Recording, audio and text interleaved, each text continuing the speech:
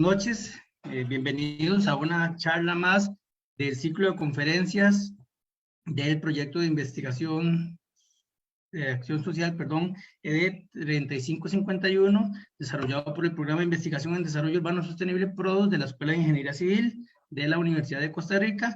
Este es un proyecto de acción social que busca compartir todos los conocimientos que se han desarrollado en PRODUS a través de sus investigaciones en más de 30 años con el público, ¿verdad? Especializado internacional y nacional, y hemos desarrollado este ciclo de conferencias en las que compañeros y compañeras de PRODUS y también personas invitadas externas van a exponer acerca de temas de interés general relacionado con nuestra labor en PRODUS. Esta tarde nos acompaña la ingeniera civil Diana Sanabria Barbosa, quien es egresada de la Escuela de Ingeniería Civil de la Universidad de Costa Rica. Ella ha desarrollado su trabajo iniciando como asistente en PRODUS y posteriormente se incorporó como profesional, en donde ha recopilado bastante experiencia en temas de trabajo con planes reguladores, ordenamiento territorial, la parte de trabajo con el tema de recurso hídrico también y el tema de transportes, lo que conlleva una alta ¿verdad? Aplicación de sistemas de información geográfica, en lo que ella también se ha ido especializando, y es también una charla muy importante para nosotros porque la compañera Diana ya casi se va a continuar con sus estudios de maestría a Canadá, entonces queríamos que ella antes de partir, ¿verdad? Compartiera parte de todo ese conocimiento que ha ido acumulando con sus años de trabajo en PRODUS. Entonces, los dejo en compañía de la ingeniera Diana Sanabria. Vamos a tener el chat abierto para que puedan ir generando las consultas que tengan acerca de la charla, y al final vamos a abrir un espacio para hacer estas preguntas. Muchísimas gracias. Que pasen, ¿verdad? Una buena charla y posteriormente nos estaremos reincorporando. Listo, muchas gracias. Buenas noches a todos. Un placer para mí estar presentando hoy un poquito de este tema, aplicación de bases de datos públicas y software libre en procesos de ordenamiento territorial. Como parte de este proyecto de charlas, ¿verdad? Vendrán otras más, ojalá nos puedan acompañar, y muy agradecida de que hoy también en esta noche nos acompañen. Entonces, quería mencionar que... Perdón, creo que se me fue la presentación. Disculpen. Ok.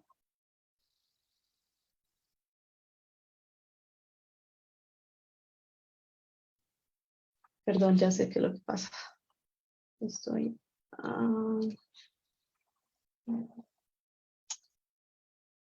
ahora sí. Esta presentación parte, bueno, de una introducción a los contenidos. Veremos algunas generalidades sobre los sistemas de información geográfica y el software utilizado. También de la fuente de datos georreferenciados que existe en Costa Rica. Y finalmente voy a presentar algunos casos sencillos de aplicación de estos insumos, tanto el software como las bases de datos. Y son casos que hemos tenido la oportunidad de ensayar en algunos proyectos del programa. Entonces, para empezar, quisiera tal vez mencionar un poquito del objetivo de esta charla. Tal vez no se trata de un taller en el que voy a presentar detalladamente la aplicación de procedimientos, sino más bien tiene la intención de ser una divulgación de posibilidades de aplicación de herramientas en proyectos de análisis territorial. Herramientas que están al alcance de todos nosotros y que pueden utilizarse no solo en temas relativos a la gestión o regulación del territorio, sino también en otras áreas del conocimiento que aprovechan la información georreferenciada, que pueden ser bastantes. Bueno, el equipo técnico de PRODUS, al que pertenezco, ha desarrollado recientemente varios proyectos. Entre ellos quisiera destacar la actualización del Plan Regulador de Goicoechea. Por ejemplo, para este proyecto se estudió este cantón desde múltiples ejes, y esto permitió la exploración de algunas técnicas, soluciones ante algunos retos que se encontraron al tratar de modelar este territorio. Y algunas de esas técnicas voy a tratar de presentarlas o transmitirles un poco a ustedes hoy. Y antes quisiera compartir con ustedes algunas ideas sobre la complejidad de analizar el territorio. Creo que simplemente, dado que tenemos, ¿verdad?, acceso a bases de datos y a software libre, creo que no basta únicamente con generar geoprocesamiento, sino tratar de entender el alcance de nuestras herramientas, del uso que hacemos de los datos y los efectos que pueden tener, ¿verdad? Y las limitaciones. Entonces, primero tal vez partiendo de que podríamos visualizar un territorio complejo, ¿verdad? Como un mosaico de interacciones entre actividades humanas, ¿verdad? Es lo que existe, y el entorno natural en el que se desenvuelven. Y es muy importante y muy determinante en todo lo que es analizar el territorio, el hecho de que usualmente la dinámica es que la expansión del desarrollo urbano se opone a la protección de los recursos naturales. Y ahí es donde entran entonces las estrategias de ordenamiento territorial y su importancia para buscar un equilibrio entre estos dos componentes tan relevantes. Otro elemento que creo que se destaca cuando tratamos de analizar el territorio y de estudiarlo es que hay muchísimas variables involucradas en el estudio de las zonas, de los sectores, de los territorios y a la vez, bueno, variables, ¿verdad? Me refiero tal vez a variables físicas, ¿verdad? Que es lo que existe y cómo lo puedo modelar, pero también hay muchos factores humanos, políticos, económicos.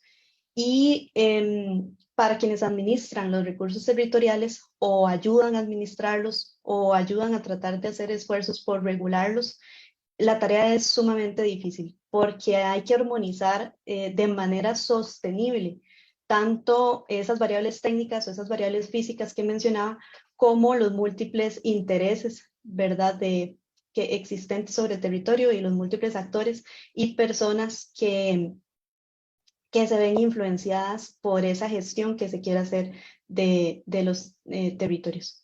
Y bueno, a todo esto que estoy mencionando, también le sumamos el componente de que el territorio es completamente dinámico, tiene cambios constantes. Por eso vamos a tener entonces incertidumbres inevitables cuando tratamos de hacer modelos, ¿verdad?, de esta ente vivo. Y cuando a partir de esos modelos tratamos de apoyar decisiones entonces sobre la gestión del territorio.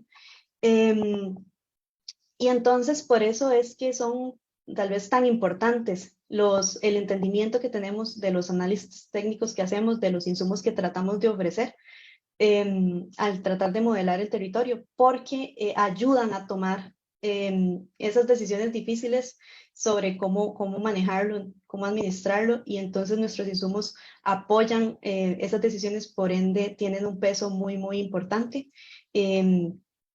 Podemos hacer también muchas alternativas, muchos caminos, muchos puntos de vista sobre cuál puede ser la mejor alternativa, y eso tal vez conlleva riesgos asociados a las decisiones entre múltiples alternativas posibles, tanto de modelado, por simplificarlo de alguna manera, como de toma de decisiones. Y entonces, en esta línea de apoyo a la toma de decisiones, los modelos de sistemas de información geográfica nos ayudan a buscar respuestas, a buscar tal vez el mejor camino o la mejor comprensión de las zonas que estamos tratando de modelar. Entonces, yo creo que los sistemas de información geográfica nos permiten ver al mundo desde una perspectiva diferente, tal vez de forma más sencilla, pero de una manera más comprensible. Y el objetivo debe ser comprender al menos algunos aspectos de esa complejidad que está allá afuera en la realidad, ¿verdad? Y que y que tiene pues tantos elementos y componentes que son imposibles de modelar a la vez. Luego es importante que los sistemas de información geográfica nos ofrecen, ¿verdad?, esta metodología analítica. Generamos entonces nuevos productos para analizarlos y encontrar o tratar de encontrar esas respuestas. Y esta metodología puede involucrar variables tanto cuantitativas como cualitativas de diversas disciplinas. Podemos utilizar esta herramienta para áreas como la geografía, evidentemente, así como para otras áreas del conocimiento como la sociología, la economía, la ingeniería y muchas otras más. Y esto es sumamente importante, la aplicación exitosa de esta herramienta de los sistemas de información geográfica en la toma de decisiones o en el apoyo a las decisiones va a estar completamente condicionada por la calidad de los datos y por la disponibilidad que tenemos de estos datos. Por eso es tan importante tener acceso a datos actualizados para alimentar nuestros modelos y más aún también, ¿verdad? Aprovechar la existencia de software, programas computacionales libres, gratuitos, a los que tenemos acceso, más si son eficientes como lo es el software QGIS, que es el que hemos venido utilizando en los últimos proyectos. Luego me gustaría también enfatizar esta figura, la que vemos a la derecha, donde se identifica como este ciclo, ¿verdad? De el análisis y procesamiento de datos hasta la presentación de resultados en el ciclo de toma de decisiones por parte, ¿verdad?, de entidades y responsables que entonces regulan y toman decisiones sobre los territorios, ¿verdad?, en la realidad.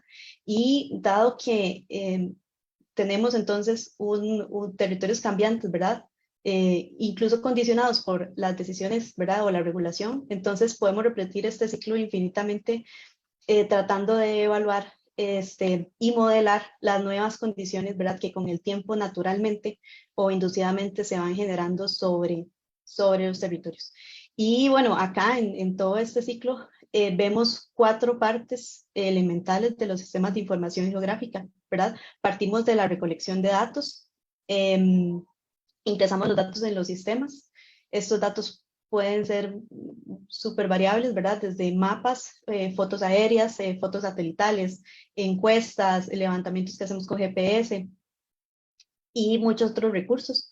Esos datos o los sistemas también de información geográfica nos van a permitir almacenarlos, no solo almacenarlos, sino recuperarlos constantemente, consultarlos.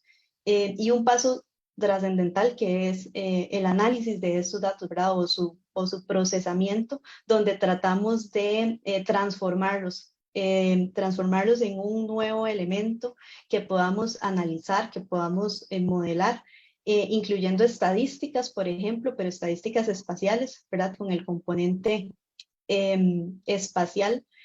Y todos estos datos resultantes podemos entonces presentarlos, reportar esta información, ¿verdad?, en forma de mapa o en forma de informes o de planos, y así entonces seguir el ciclo que mencionaba anteriormente.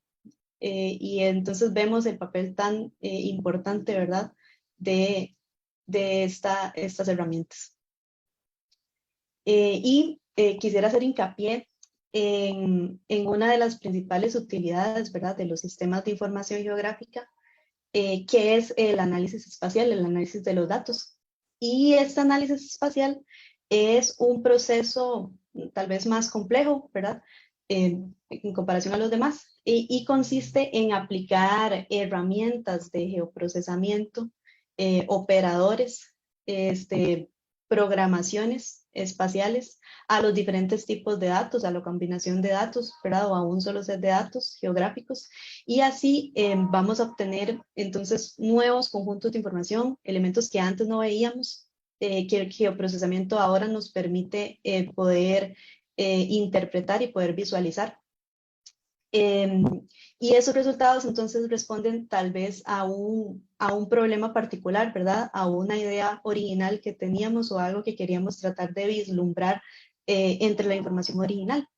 y es cuando entonces interpretamos los resultados. Y entonces esto que tal vez tenemos enumerado acá, creo que es la lógica para cualquier geoprocesamiento que se haga en sistemas de información geográfica, ¿verdad? Luego de que ya recolectamos los datos y tenemos la capacidad de administrarlos, pues esta es, creo que, la parte trascendental que los sistemas nos permiten, ¿verdad? Partimos de un objetivo, un problema que tenemos en mente y a partir de ese problema buscamos los datos necesarios o que nos parecen ser decisivos para responder a esa pregunta.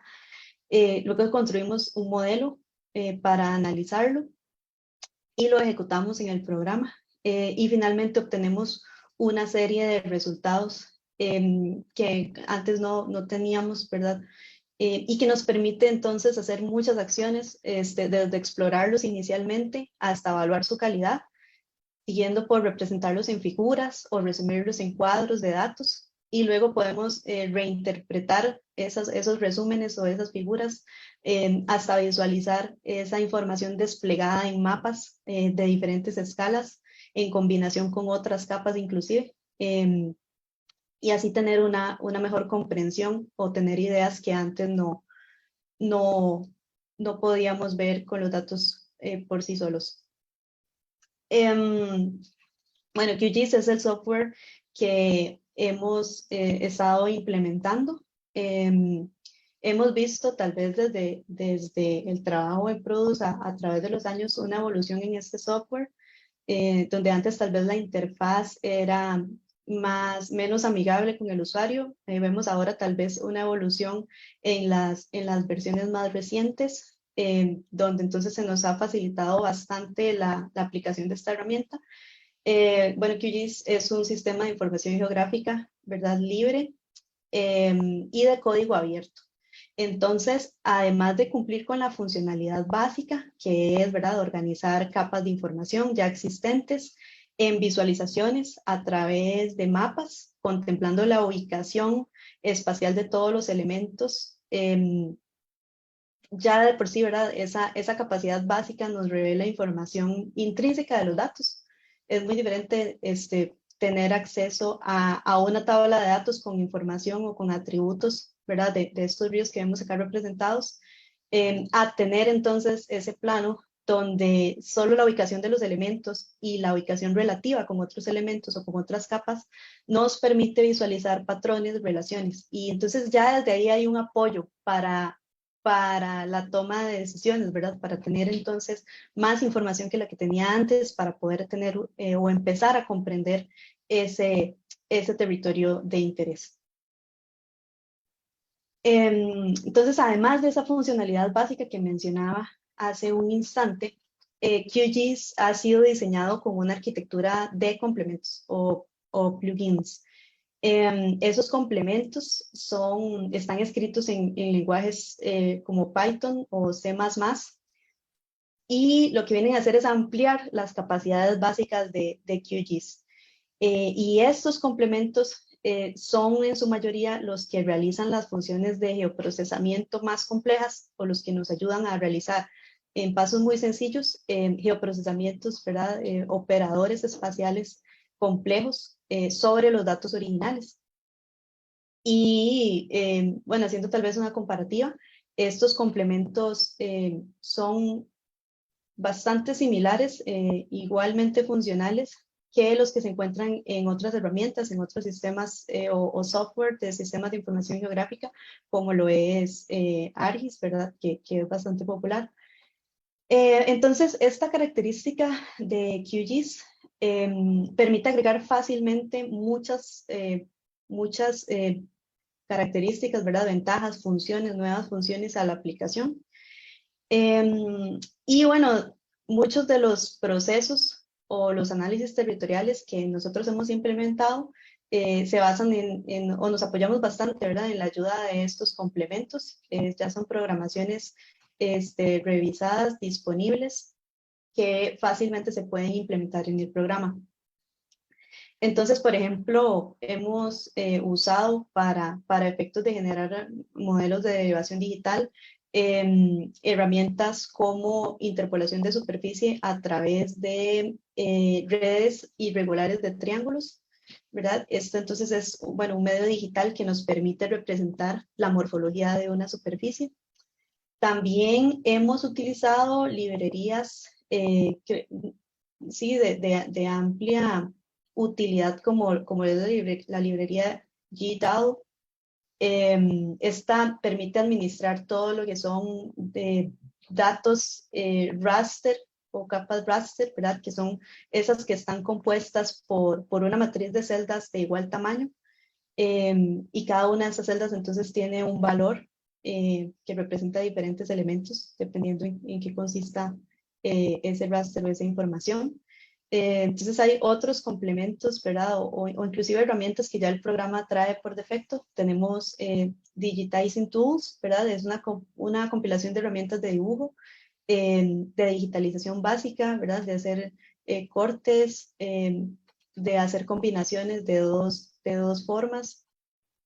Y tenemos también otros algoritmos, como los algoritmos en la librería GRASS, que nos permiten hacer desde geoprocesamientos, ¿verdad?, más comunes, que podemos entender como lo son las áreas de influencia de un punto, ¿verdad?, o lo que le llamamos como buffer también. Pasando un poco al tema de bases de datos, entonces, bueno, creo que con un gran esfuerzo por buscar el almacenamiento, también la estandarización de la información geográfica, en Costa Rica contamos con el Sistema Nacional de Información Territorial. Esta es una plataforma oficial para no solo el almacenamiento y la estandarización, sino también la publicación a todos de información geográfica. Entonces tiene ese propósito precisamente de publicar de manera integral, también de manera georreferenciada y estandarizada información territorial, entonces categorizada en temáticas y que es compatible entre sí en las diferentes capas. Entonces, bueno, es una plataforma bastante accesible, como ahorita voy a tomarme un minuto para detallar, para poder nosotros acceder a una gran gama de información valiosa que puede ser útil para efectos básicos como ilustración, hasta procesos más complejos como los que hemos venido hablando en las diapositivas anteriores. Entonces, ¿cómo funciona el SNID en sí? El SNID al fin es una red de entidades nacionales, de instituciones que activamente intercambian información espacial. Entonces, cada institución que posea información geográfica digital, georreferenciada, puede integrarse al SNID, ¿verdad? Como ya lo han hecho muchas instituciones como el MOB, ARECEP, el Ministerio de Educación Pública. Sin embargo, antes de integrarse al SNID o integrar sus bases al SNID, debe implementar todo un procedimiento y toda una arquitectura y protocolos informáticos que ya están definidos por el Instituto Geográfico Nacional, de manera que esas bases de datos cumplan con estándares para publicarlos. Y entonces ya podemos darnos una idea de la calidad que esta información tiene y la confianza que podemos tener. Cada una de esas entidades es entonces productora y propietaria de sus datos.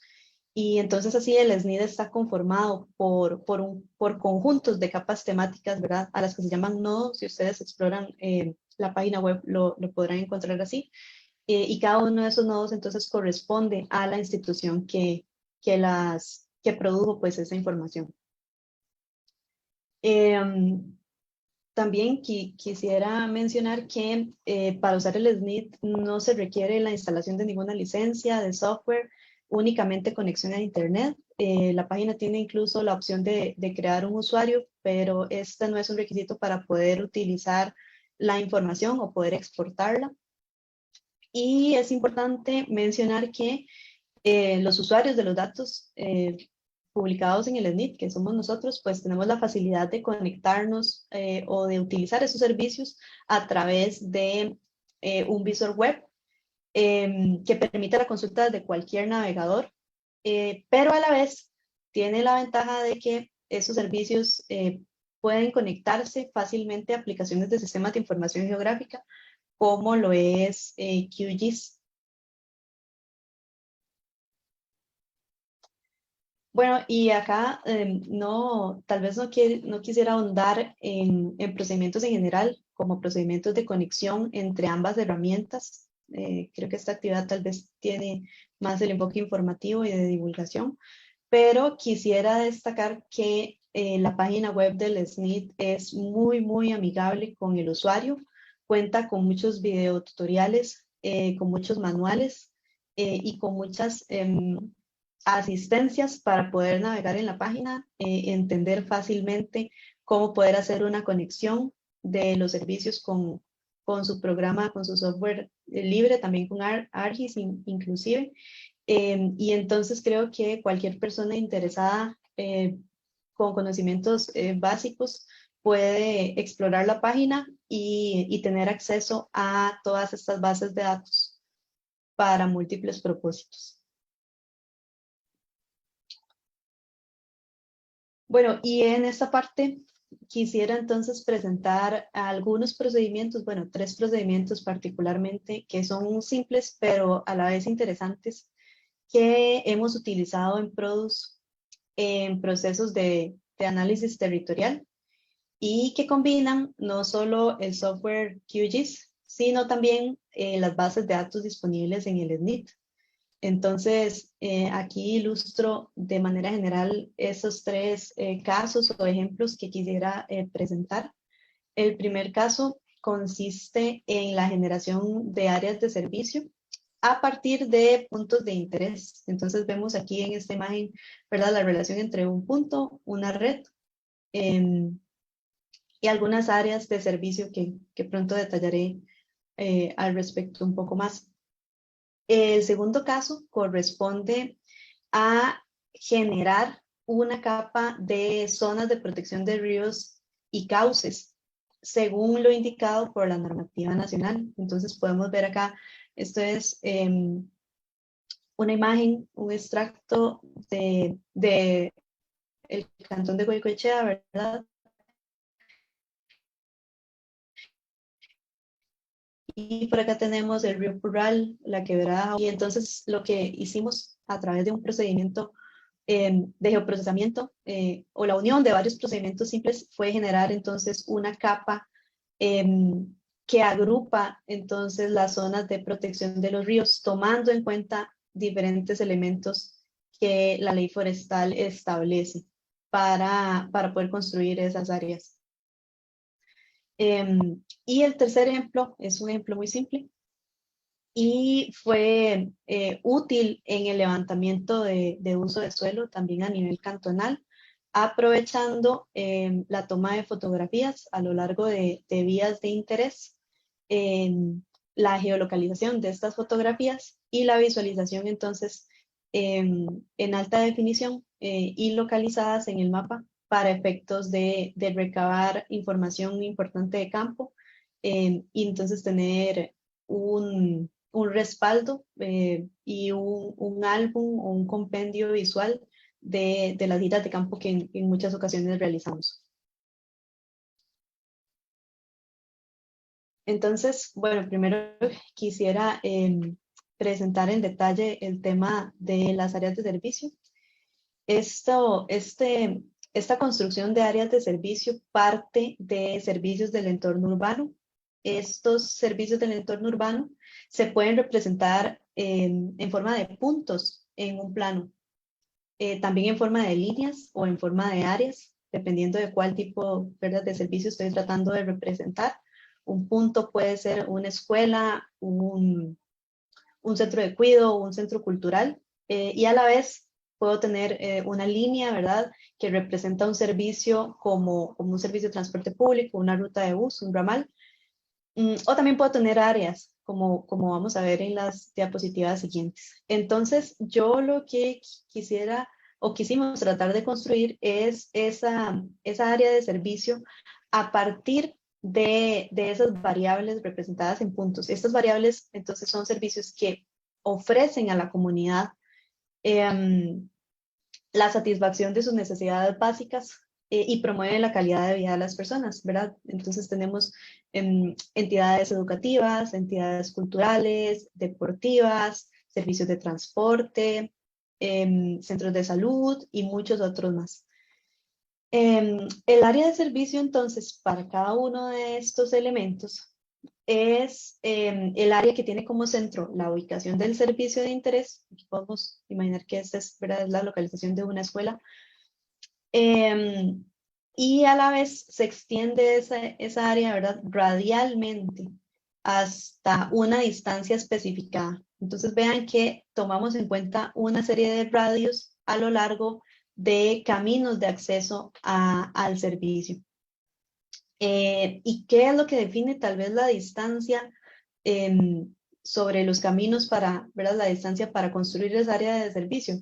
Precisamente es una distancia especificada en la que se considera que dicho servicio es accesible de manera óptima para la población usuaria. ¿Accesible en qué sentido? En términos de tiempo y distancia de viaje, ¿verdad? Que son variables intrínsecas con la distancia o la lejanía al punto de interés. Entonces, para cada variable, primero se requieren determinar criterios de cercanía para definir entonces rangos de calificación de la accesibilidad. Y de manera que se planteen zonas que tienen entonces una ventaja urbanística comparativa, ¿verdad? Por ese valor de cercanía a una zona de, perdón, a un punto de servicio o facilidad comunal. Entonces, se requeriría esos criterios de cercanía, ¿verdad? En muchos casos promovidos por el criterio experto o por la revisión bibliográfica de cuáles deberían ser entonces esas distancias de accesibilidad óptimas. Y bueno, tenemos este ejemplo, el área de servicio entonces de 200 metros para esta escuela está conformada por todas las calles con las que se puede llegar a este servicio recorriendo 200 metros. Entonces, a partir de los puntos extremos sobre todas las calles y la unión de estos puntos extremos es que podemos construir esta área de servicio. Podemos observar en esta comparativa que un área de servicio construida de esta manera ofrece resultados mucho más realistas y detallados si solo construyéramos un radio simple. A lo, digamos, circundante al punto de interés. Principalmente, ¿verdad?, porque ese radio y la cobertura que ofrece no garantiza la continuidad física del recorrido. Únicamente es una distancia lineal, podríamos tal vez llamar como una distancia aérea, y en este caso, pues sí, tenemos una distancia continua de recorrido hasta el punto de interés. Entonces, para poder construir estas áreas de servicio, se emplea una herramienta que nos ofrece los sistemas de información geográfica y en QGIS se conoce como análisis de redes para encontrar áreas de servicio, ¿verdad?, de los elementos ubicados. ¿Cuál es otro elemento particular que observamos? Que necesitamos definitivamente una red. Porque entonces estas áreas de servicio son polígonos que abarcan todas las líneas de esa red para acceder al elemento dentro de una distancia especificada. Entonces vamos a requerir no solo de nuestros puntos de interés de la herramienta, ¿verdad?, sino también de una red. Y hay que mencionar que una característica necesaria de esa capa, en este caso de esta capa de calles, es que tiene que tener una geometría consecuente con la de una red. Es decir, tiene que respetar ciertas reglas geométricas para garantizar el cumplimiento de todas esas reglas antes de ejecutar el análisis. Debemos hacer una corrección de la topología o una revisión de la topología de esa red, es decir, que no tengamos tal vez discontinuidades, que no tengamos segmentos de calle que pasan por encima de otra calle, si es que eso no es lo que está representado, ¿verdad? Es un cruce normal una intersección de vías. Entonces necesitamos que todos esos elementos se cumplan antes de poder ejecutar la herramienta de análisis de redes, y en síntesis para eso aplicaríamos un análisis topológico, una revisión topológica que QGIS también ofrece antes de poder ejecutar propiamente el análisis de redes. Otro elemento que podemos ver en estas figuras es que el análisis de redes actúa sobre capas de puntos o shapefiles compuestos por puntos. No tenemos un problema cuando los puntos son los que representan a los servicios del entorno urbano, pero cuando tenemos otro tipo de elementos como la línea, ¿verdad?, del servicio de transporte público, el ramal, o bien un polígono que representa un área verde, tenemos que transformar esos elementos lineales y de área a puntos antes de aplicar el análisis de red. Entonces, aquí podemos utilizar herramientas también simples pero efectivas, ¿verdad?, que nos ayudan a resolver este problema. Podemos convertir la línea de servicio de transporte público en puntos, utilizando todos sus vértices, y creo que es una solución aceptable, con una herramienta que se llama transformación de vértices de entidad a puntos, la cual crea entonces una capa de puntos con todos los vértices que componen esa línea, ¿verdad? Pues podemos ver que los vértices en este caso no son equidistantes, sino que responden a la manera en que se dibujó esa línea originalmente. Y un proceso similar podemos hacer para polígonos, ¿verdad?, donde convertimos cada uno de esos vértices en un punto. El siguiente paso, entonces, es generar una superposición, o calculamos un área de servicio con la herramienta análisis de redes para absolutamente todos los puntos que componen la línea, o todas las líneas, ¿verdad? No necesariamente hay que trabajar una línea a la vez, sino que podemos cargar en el programa todas las líneas de transporte público y calcular entonces todos los puntos vértices, y para cada uno de esos puntos calcular entonces un área de servicio utilizando la red de calles. Con este resultado podemos ver en esta imagen cómo se superponen, ¿verdad?, todas las áreas de servicio de cada uno de los puntitos que conforman geometrías más complejas que un punto, y eso fácilmente puede resolverse haciendo una disolución de áreas de servicio para puntos secuenciales que el programa también ofrece, ¿verdad? Y es se puede considerar tal vez un procedimiento muy sencillo. Y entonces podemos obtener un resultado como el que vemos en los cuadros inferiores a la derecha, tanto para áreas como para líneas de puntos. Y también podemos hacer un poquito más interesante o más complejo la aplicación de esta herramienta. Es una aplicación útil el hecho de generar áreas de servicio, no solo una, ¿verdad? Por ejemplo, esta celeste que tenemos acá, sino áreas de servicio concéntricas para un punto, ¿verdad? O para una línea que representan servicios diferentes, de manera que podamos observar cómo la accesibilidad varía con la distancia. Entonces, para un mismo elemento, una escuela o una línea de transporte público, podemos generar áreas de servicio de distancias crecientes entre sí, con el objetivo de crear zonas de diferentes accesibilidades, desde una accesibilidad óptima, que es la zona más cercana, hasta pasando por una accesibilidad alta, no es tan cercana, pero está bien, una accesibilidad media y una accesibilidad baja. Si bien es evidente que la accesibilidad decrece al aumentar la distancia desde el elemento, es interesante observar zonas con accesibilidad media o baja que tienen ventaja sobre todo lo que vemos fuera, y son los territorios con accesibilidad nula. Recordando que estaríamos aplicando criterios de distancias aceptables para cada una de las categorías de interés, que surgen entonces de revisión bibliográfica, de criterio de expertos, que puedan entonces darnos una luz sobre cuál es el límite máximo para cada una de estas categorías. Y en estas diapositivas quisiera presentar algunos de hallazgos, ¿verdad?, que encontramos en el cantón de Goicoechea. Estas áreas de servicio las construimos para múltiples facilidades y múltiples variables. Aquí solo presento algunos casos concretos o algunos mapas ya finales resultantes. Entonces, en este caso, podemos ver la accesibilidad existente a centros deportivos. Aquí apenas vemos como la mitad del cantón, en la parte oeste. Y entonces vemos algunos centros de deporte importantes, polideportivos de Calle Blanco, de San Francisco, el Estadio Collella Fonseca, polideportivos en Mata de Plátano y así sucesivamente. Tenemos acá en la simbología distancias de interés, ¿verdad? Todas parten desde cero, pero están superpuestas. Tenemos una distancia óptima o una área de servicio óptima de 0 a 250 metros, ¿verdad?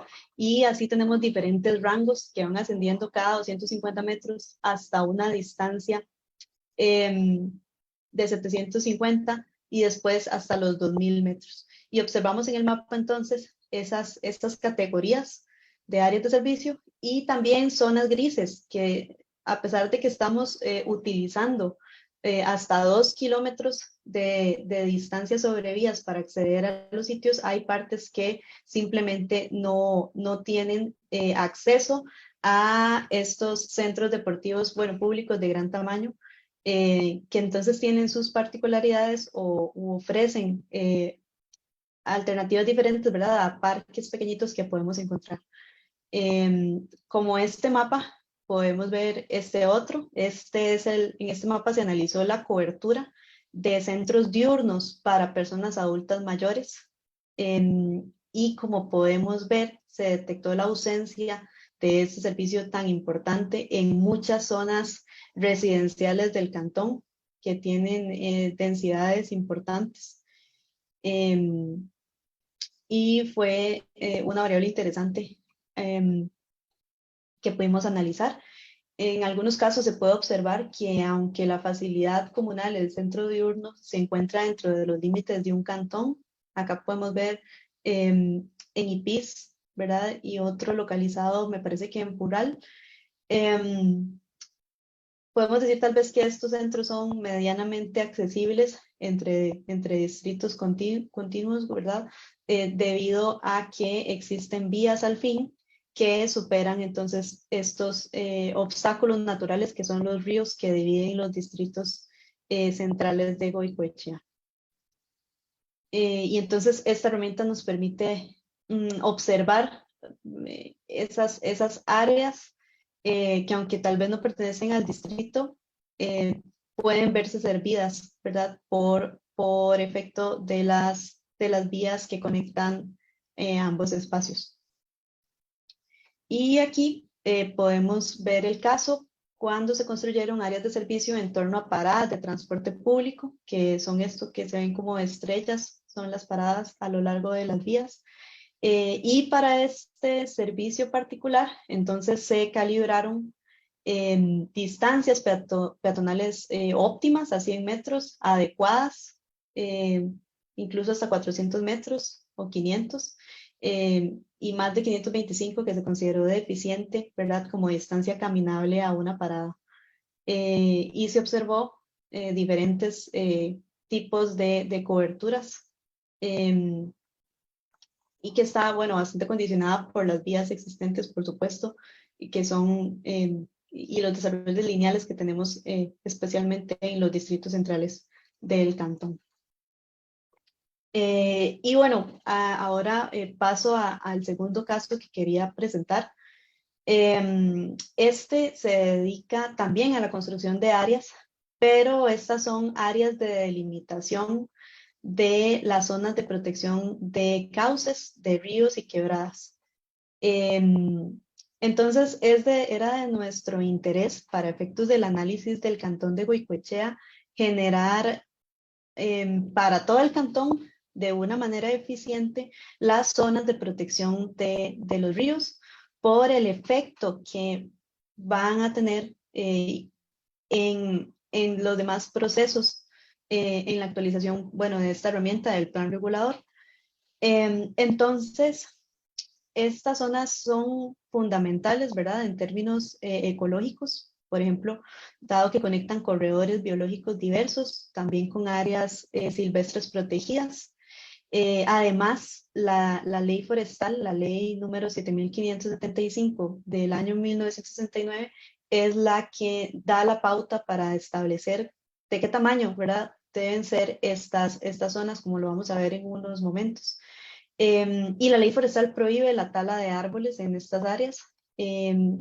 Eso, más muchos otros factores relacionados con amenazas naturales, por ejemplo, va a afectar definitivamente el ordenamiento territorial local en las zonas circundantes a los ríos en sus márgenes y las que están también inmediatas a sus márgenes. Entonces, en este esquema que tenemos por aquí a la derecha, se sintetiza la única información provista, no solo por la ley forestal, sino por su reglamento, para poder definir estas áreas de protección de ríos y quebradas. Entonces, podemos ver que tenemos diferentes criterios. El primer criterio se basa en la topografía de las riberas de los ríos. Entonces vamos a tener al final franjas diferentes a los lados de los márgenes si la topografía es plana o es quebrada. Y en el reglamento se define plano con pendiente inferior al 40% o quebrada con pendiente superior a este valor. Además, tenemos otro criterio de que si en la zona es plana o la pendiente es inferior a 40%, debemos analizar si estamos ante una zona urbana o una zona rural, y de eso va a depender si establecemos diferentes franjas. Entonces podemos observar que para una zona quebrada tenemos 50 metros, ¿verdad? Un valor bastante superior a las franjas establecidas para zonas planas, que se diferencia entre zona urbana y rural en 5 metros, 10 metros para zona urbana y 15 para zona rural. Entonces, esto es lo que tenemos para poder construir esas zonas. Faltan aquí pautas para decidir entonces cuál va a ser la zona que voy a muestrear, en dónde voy a medir esa pendiente de 40%. Y cómo voy a definir si una zona es urbana o es rural. Quedan entonces todas esas preguntas que, si recordamos ahora el proceso de análisis de datos, de procesamiento de los datos en los planes, a partir de los sistemas de información geográfica, partimos entonces de ese problema. Entonces, ¿cómo lo defino? ¿Cómo defino una metodología para definir esto? Y entonces sigo con elegir cuáles son los datos con los que voy a alimentar el modelo que voy a diseñar para poder buscar una solución o una respuesta a estas interrogantes. Entonces, siguiendo entonces con el procedimiento pensado, debemos elegir cuáles son los datos que son decisivos para poder responder a la pregunta, al problema que tenemos. Entonces, para poder generar este procedimiento que sea estandarizado, que sea preciso, de cómo definir geoespacialmente los límites de las zonas de protección de ríos y quebradas, respetando la ley forestal, debo entonces buscar los datos adecuados. Tenemos que en el SNID tenemos disponible cartografía nacional a escala 1/25,000 de trazado de cauces y drenajes, como lo vemos en esta imagen, y también de curvas de nivel. Tenemos entonces por una parte la parte de cauces y su localización, y por otra parte cómo es el terreno y cómo puedo cuantificar las pendientes. Entonces tenemos información base, que son las curvas de nivel a escala 1/25,000, y tenemos un compendio, no un compendio, tenemos diferentes sets de curvas índice, intermedias y suplementarias.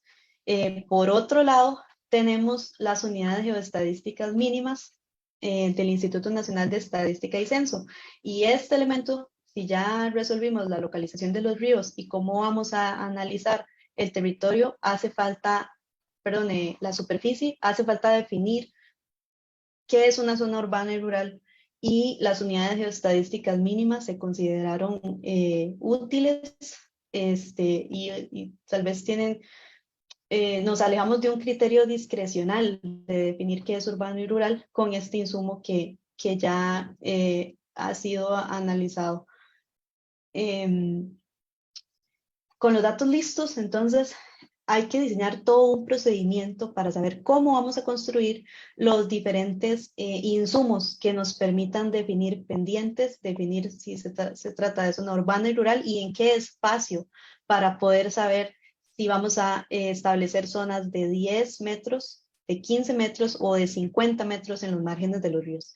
Entonces, el siguiente paso con la información disponible es hacer una limpieza, ¿verdad? O ordenar estos datos. Entonces, tengo las capas vectoriales, pero debo entonces limitarlas al área de estudio para efectos de ser eficientes con los recursos computacionales que tenemos. Y entonces debemos también no solo limitarnos al área de estudio, sino, por ejemplo, en este caso, hacer una unión y consolidación de los diferentes datos que tenemos. Tenemos los ríos por una parte, los cauces, pero todas las líneas que representan las curvas de nivel deben compendiarse para efectos de generar una sola superficie compuesta por la unión de las curvas índice, las suplementarias y las intermedias. Con esto listo, entonces ahora sí, con los datos preparados, es posible hacer el primer geoprocesamiento. Es un geoprocesamiento elemental, se usa bastante y es la construcción del modelo de elevación digital que presentaba en una de las diapositivas anteriores. Este modelo de elevación digital se puede desarrollar con la herramienta de interpolación de triángulos. Y es sumamente importante seleccionar, dado que vamos a construir, ¿verdad? Un archivo tipo raster, debemos elegir cuál va a ser la resolución, es decir, cuál va a ser el tamaño de esa celda, de todas las celdas en esta matriz de celdas, cuál va a ser ese tamaño de celda o píxel. Por ejemplo, para este caso, nosotros decidimos que íbamos a utilizar celdas de 5 metros por 5 metros. Y bueno, y esa resolución pues va a hacer tal vez que el modelo sea, entre más pequeña la lija, ¿verdad? El tamaño de la celda va a ser un modelo tal vez mucho más detallado, va a requerir más recursos computacionales para poder conformarse el modelo de elevación digital, pero dependiendo de si tenemos un área pequeña de interés o grande, podemos entonces tomar en cuenta cuál va a ser el nivel de resolución que queremos y también tomando en cuenta cuál es la equidistancia de las curvas de nivel en elevación. Y seguidamente con el modelo de elevación digital es posible generar finalmente un nuevo raster. En este caso es una capa de pendientes, ¿verdad? Acá tenemos elevaciones. Aquí podemos entonces generar una capa de pendientes que relacionó entonces las elevaciones y conformo una matriz de celdas, cada una con un nivel, con un valor de pendiente. Acá, por ejemplo, usamos la librería GDAL para todo lo que es análisis de raster con una de sus herramientas que es la herramienta pendiente para poder generar entonces la capa de pendiente necesaria. Bueno, en esta parte entonces ya llegamos a un producto con el cual vamos a poder analizar las pendientes en los márgenes del río. Sin embargo, hace falta definir cuál va a ser nuestra zona micro de estudio y es lo que quisiera presentar a continuación. Entonces, tenemos los cauces. Los cauces podemos también delimitarlos a la zona de estudio, podemos prepararlos unificando categorías, ¿verdad? Si vemos los atributos de las capas de ríos que descargamos del SNID, vamos a ver que están categorizados, por ejemplo, en quebradas, en ríos, en cauces intermitentes. Y entonces podemos tratar de homogenizar para efectos de geoprocesamiento todas esas diferencias. Y un elemento importante es que hay que revisar la dirección de flujo. Esto quiere decir que debemos observar, hacer por inspección una observación de manera de que se observe que todos los segmentos de río tienen una dirección que va desde zonas de alta elevación hasta baja elevación, es decir, que los ríos están representados con con su circulación natural, ¿verdad? Para esto, a cada uno de los segmentos en QGIS podemos hacer que tomen la forma como de flecha y así entonces podemos inspeccionar si todas las flechas van en el sentido correcto y si es el caso de que un segmento no tiene esta condición, entonces podemos invertirlo fácilmente en el programa.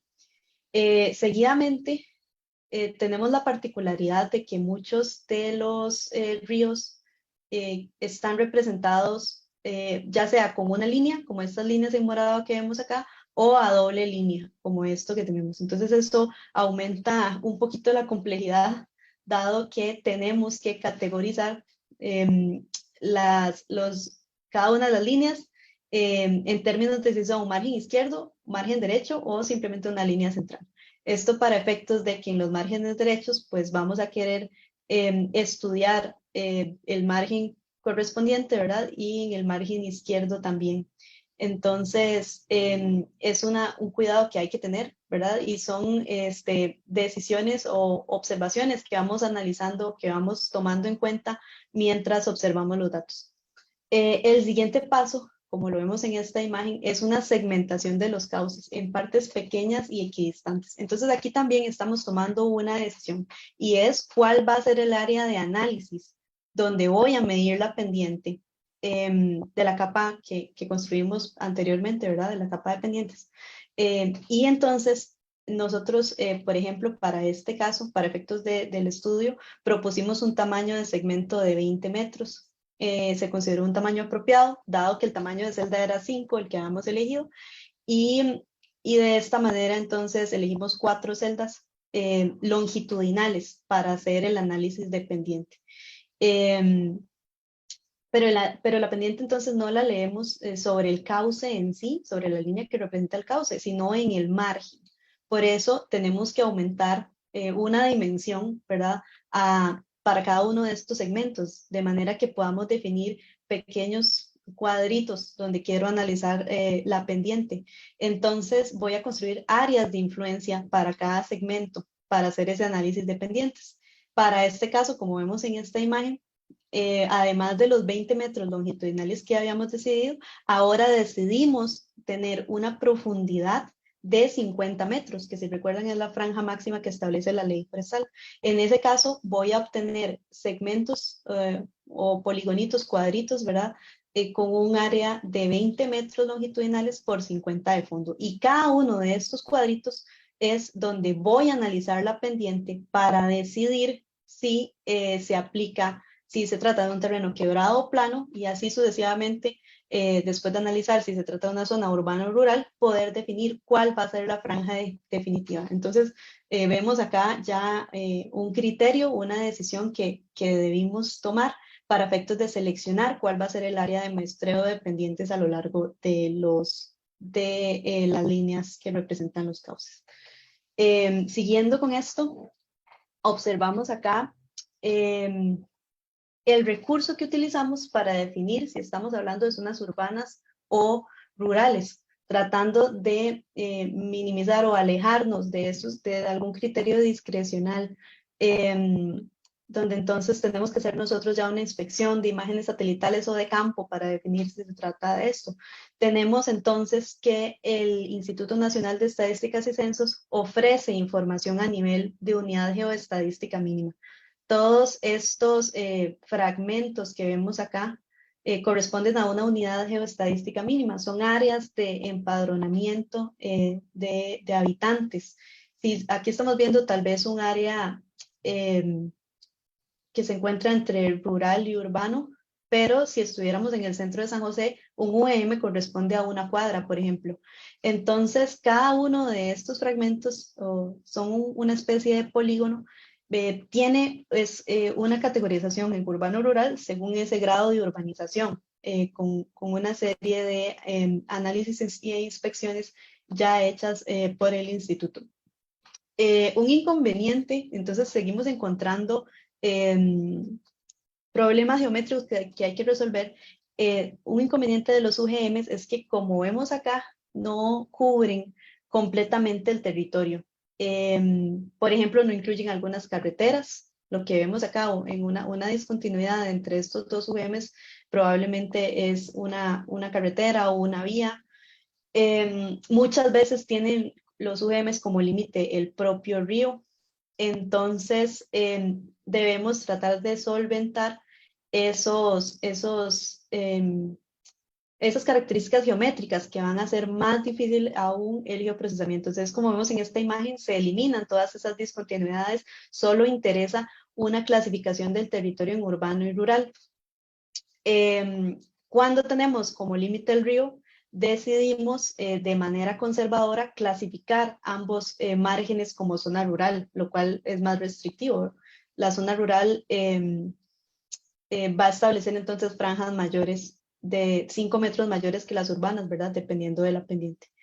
Entonces, es así como encontramos sobre la marcha nuevos desafíos, tal vez más pequeños o más grandes. En este caso, tal vez eso es algo fácil, poder rellenar con las herramientas de dibujo todos esos vacíos y poder generar entonces una superficie homogénea en el software QGIS con todas las herramientas o complementos destinados para fines como este. Y seguidamente, teniendo entonces ahora todos los componentes necesarios, basta con combinarlos de manera cuidadosa. Por una parte, teníamos los polígonos que van a ser nuestra área de muestreo a lo largo de los cauces. Por otro lado, tenemos la superficie de pendientes. Y bueno, por otro lado también tenemos, si se trata de área urbana y rural, que sería añadir una capa adicional por acá. Entonces, es posible calcular ahora sí con estadísticas de zona, otra herramienta de software QGIS, otro complemento, es posible calcular el promedio de pendientes en todas las celdas que corresponden a uno de los polígonos de muestra. En otras palabras, para el área correspondiente a cada segmento del río, es posible calcular estadísticas descriptivas de un raster, en este caso el raster de pendientes, en el polígono particular de muestra, es decir, en cada uno de estos cuadritos que vemos por acá. Para este caso nos interesa, por ejemplo, una estadística descriptiva, como lo puede ser la media, ¿verdad? El promedio. Entonces necesito el promedio de todas las celdas que tienen un valor dependiente que se encuentran por debajo de cada uno de estos cuadritos para definir entonces un valor dependiente promedio para cada uno de los polígonos de muestreo. Y con ese cálculo particular, cada segmento de río original de distancia 20 metros de ancho, ¿verdad? 20 metros longitudinales, podemos entonces ahora caracterizarlo en las tres combinaciones que necesitamos.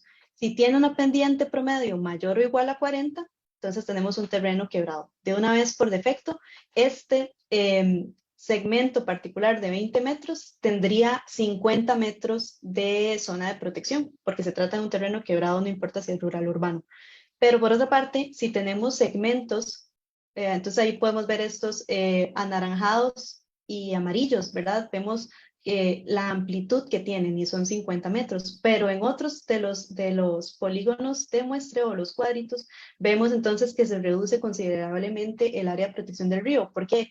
Porque tienen una pendiente promedio definitivamente menor que 40% y tenemos variación entre ellos si se trata de una zona rural o urbana. Entonces, así podemos ver cómo a lo largo de los ríos, ahora sí, tenemos un estudio acotado, pero también homogéneo de cómo es la pendiente. Y así podemos hacer una representación interesante de cuáles son las zonas de protección para los ríos y quebradas en una zona tan amplia como un cantón y para efectos de tomar decisiones de planificación, ¿verdad? Que entonces estas áreas se verán reflejadas, como lo veremos en la diapositiva siguiente, en resultados importantes, como lo es un mapa de zonificación para el cantón o el levantamiento del uso de suelo también. Al final, luego de que tenemos este resultado, hace falta aún, ¿verdad?, hacer algunas correcciones geométricas menores, generar una unión o una disolución de todos los polígonos continuos. contiguos, perdón. Y entonces vamos a obtener un resultado como el que se muestra en esta figura. Es ya un resultado aplicado porque esas zonas de protección, ¿verdad? Con todas sus divergencias longitudinales, se tomaron en consideración para definir, por ejemplo, el mapa de zonificación del cantón. Y entonces tratar de reservar las zonas consideradas como zonas de protección que cumplen con los parámetros de la ley forestal. No sobra decir, ¿verdad?, que para elaborar un elemento tan, tan definitivo como es el mapa de zonificación y con tantos efectos sobre el aprovechamiento de los predios, se toman entonces muchos cuidados y muchas más inspecciones a la hora de definir entonces estas zonas de protección que van a tener la característica de ser más restrictivas al desarrollo urbano, entonces potencial. Entonces, por ejemplo, acá también a través de la inspección y la superposición de capas podemos analizar pendientes y podemos hacer inspección también de cobertura boscosa y así pulir y definir el resultado que acabamos de obtener. Entonces, en síntesis, las zonas de protección, ¿verdad? Son una variable de peso en la planificación territorial con base en la ley forestal. Van a tener implicaciones son claves para el ordenamiento territorial, pero también para la protección ambiental y para la gestión de riesgos. Y aquí vemos entonces cómo utilizamos esa zona de protección estimada en la conformación del mapa de zonificación para el cantón, específicamente en esta área especial a lo largo de los ríos, donde se busca entonces regular el desarrollo urbano potencial que se puede dar en esas zonas. Y ya para ir concluyendo, presento el último caso, que es un caso muy simple. Como podemos ver en esta imagen, tenemos una serie de puntos a lo largo de una vía en un recorrido que hicimos en una gira. Entonces hicimos una documentación fotográfica en los márgenes de las vías del cantón. Estas imágenes fueron captadas con una cámara de alta resolución a intervalos de tiempo específicos. Dependía de la velocidad con el que íbamos, ¿verdad? Íbamos en un vehículo y con un formato angular, como se puede ver acá, para obtener la mayor cantidad de información, aunque tiene, ¿verdad?, su deformación. Se hizo esta recopilación mediante recorridos constantes de campo en toda la extensión del cantón. Esto fue, bueno, en los años anteriores cuando estuvimos haciendo bastante trabajo de campo en el cantón de Goicoechea. Y entonces esta localización de fotografías de alta resolución nos permite hacer una, tal vez, no sé, ¿verdad?, traernos a la oficina parte de lo que observamos en las giras o mucho de lo que observamos en las giras. Entonces tenemos acceso total a la información. Aquí podemos hacer bastante zoom y ver en detalle muchos elementos, muchos más de los que pudimos ver cuando pasamos por ahí. Y esa inspección y el acceso inmediato a esta fotografía reciente nos permitió hacer el levantamiento de muchos elementos en el cantón, ¿verdad? De elementos de infraestructura, la observación detallada de estos, de su localización, la corroboración del uso de suelo y por ende la aplicación de ese uso de suelo en el desarrollo también del mapa de zonificación. Y entonces este fue el programa, ¿verdad? Nos permite fácilmente tomar las fotografías, un set de fotografías que pueden ser 4.000, 5.000, localizarlas en el mapa a través de una herramienta de QGIS, que me parece que se llama como importación de fotos.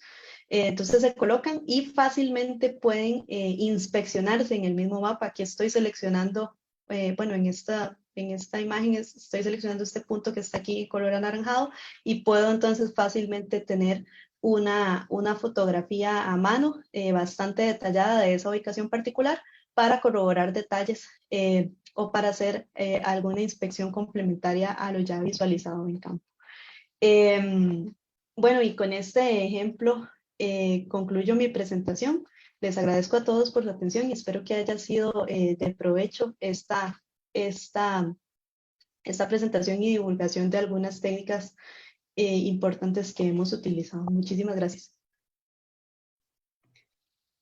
Muchísimas gracias a la ingeniera Diana Sanabria por la presentación de ver este tema tan relevante como es el uso de datos públicos y software libre.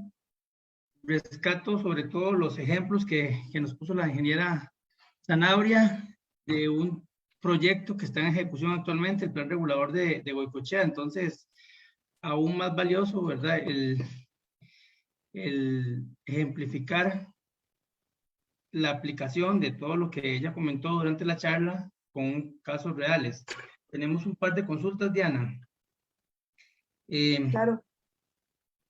Vamos a ver si la entendí bien esta. Dice que si usted ha trabajado con la herramienta o si ha tenido problemas, o qué opina también, ¿verdad? De la herramienta de topología de QGIS, porque dice que a veces no es tan eficiente porque tiene menos reglas para validar los errores de geometría que las tradicionales de software pagado. Que si ha tenido algún tema o alguna experiencia con ese tema y qué consejos podría dar.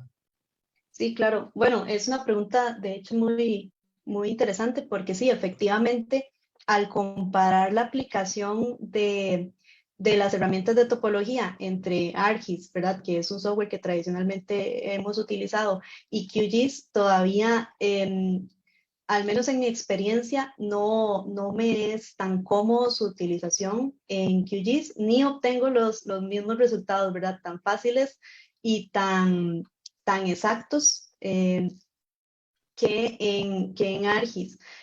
Sin embargo, no me he detenido a explorar. Sé que existen muchos complementos de mejora de las capas vectoriales, pero sí creo que vale la pena profundizar, ¿verdad?, en la exploración de esto, y poco a poco tratar de migrar de los procedimientos que hacemos en ArcGIS, ¿verdad?, a QGIS. Pero sí, efectivamente he encontrado dificultades a la hora de realizar la topología. Todavía está un poco en desarrollo, al menos en mi práctica, ¿verdad? Tratar de resolverlo en QGIS, pero sí, creo que es algo que aún queda por explorar. Agradezco la pregunta, ¿verdad? Porque como que visibiliza el hecho de que aún, aunque QGIS resuelve maravillosamente muchos de las retos que tenemos, ¿verdad? Puede que todavía haga falta eh, que emule algunas características de los softwares tradicionales, bueno, de ArcGIS, pero creo que si no es que ya está resuelto, ¿verdad? En algún complemento que no hemos explorado, al menos yo, supongo que también pronto alguien desarrollará algo similar, ¿verdad? Como ya se ha hecho para otras herramientas que realmente las prefiero en QGIS por la practicidad, ¿verdad? Y por la claridad, y no tal vez con ciertos procedimientos complicados que se observan en ArcGIS, pero sí creo que eso es lo que podría compartir en cuanto a este tema. Muchas gracias. Y la otra consulta que teníamos era sobre las bases de datos públicas. Nos consultan que para el trabajo que se realiza o el trabajo que usted realiza en ordenamiento territorial, ¿qué le hace falta a esas bases de datos públicos o digamos que no tienen? ¿O qué le, sí, Mm, eso fue lo bueno, creo que que aprendí. es una pregunta bastante abierta.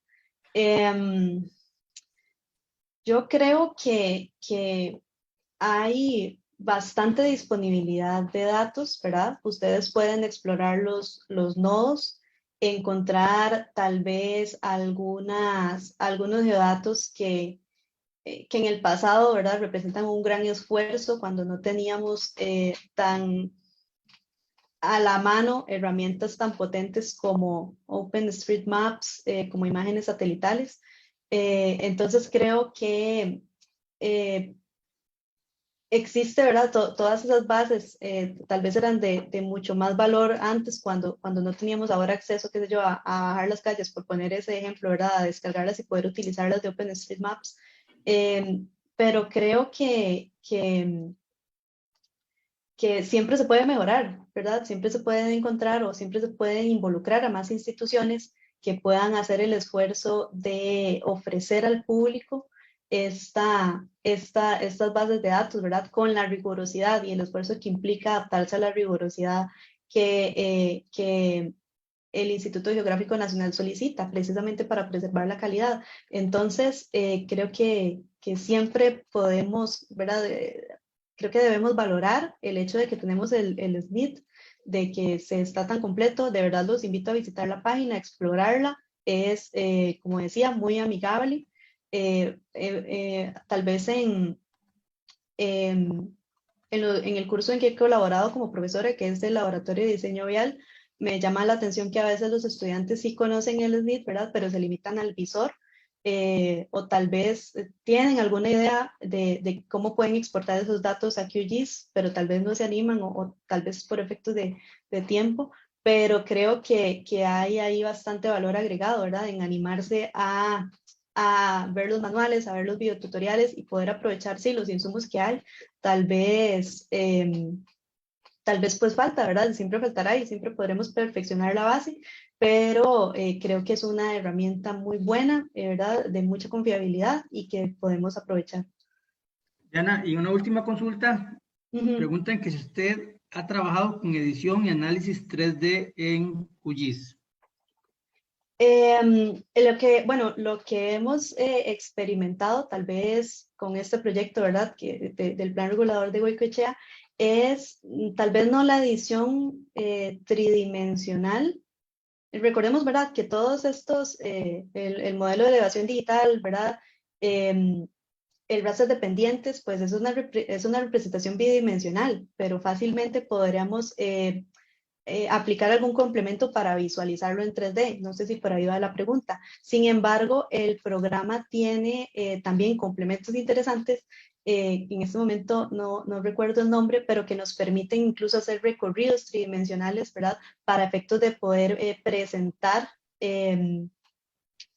algún resultado, ¿verdad? Alguna capa de interés a manera de video para público, ¿verdad? No técnico, donde tal vez pueden aprovechar de esa visualización tridimensional de estos videos, ¿verdad? Sí, Y aprovecho para mencionar que, bueno, hay muchísimos complementos, algunos desconocidos, tal vez para mí o para ustedes, porque no hemos llegado a necesitarlos, ¿verdad? No hemos encontrado un reto de geoprocesamiento, pero creo que hay muchas opciones desconocidas y creo que si buscamos un poco, dependiendo del resultado que queramos, ¿verdad? Obtener, podemos encontrar algo cercano o esperemos algo en desarrollo, ¿verdad? Y que en el futuro puedan entonces esos complementos y esos desarrolladores cumplir nuestras expectativas o nuestras necesidades para las múltiples, ¿verdad? Retos o intereses o problemas que queramos resolver con los datos. sí, aquí me complementan la pregunta esta del modelado 3D que dice que para modelar las sombras de los edificios, que si lo hemos utilizado Ah, para eso. sí, bueno, a nosotros creo que no lo hemos explorado, ¿verdad? A nivel de QGIS, tal vez me parece que en otros programas de diseño es tal vez como lo hemos enfrentado en el pasado, tal vez no ha sido como nuestra, a nivel de Produce, ¿verdad? No, una necesidad muy importante. Tal vez por eso no puedo como darle algún ejemplo o responderle claramente. Em, pero es interesante, tal vez creo que habría que explorarlo, como digo, hay muchísimos complementos. Eh, eso de las sombras no estoy muy segura, o no me lo imagino claramente por el hecho de que necesitaríamos, bueno, se tendrían como las coordenadas, ¿verdad? Necesitaríamos como la posición del sol eh,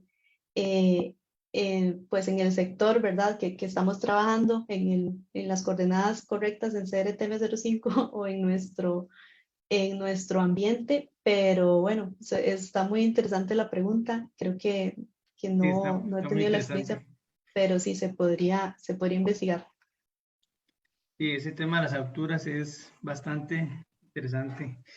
Sí. Muchísimas gracias, Diana, y a las, ¿verdad? Como un promedio 30 personas que están conectadas en este momento, les damos las gracias por sacar esta casi hora y media de acompañarnos en esta charla y agradecerles, invitarlos para la sesión que viene, va a ser el jueves 25 de agosto, vamos a poner la información en la página de Facebook de PROS sobre la siguiente charla y nos veríamos es un tema relacionado con ordenamiento territorial y la parte ambiental, para adelantarles.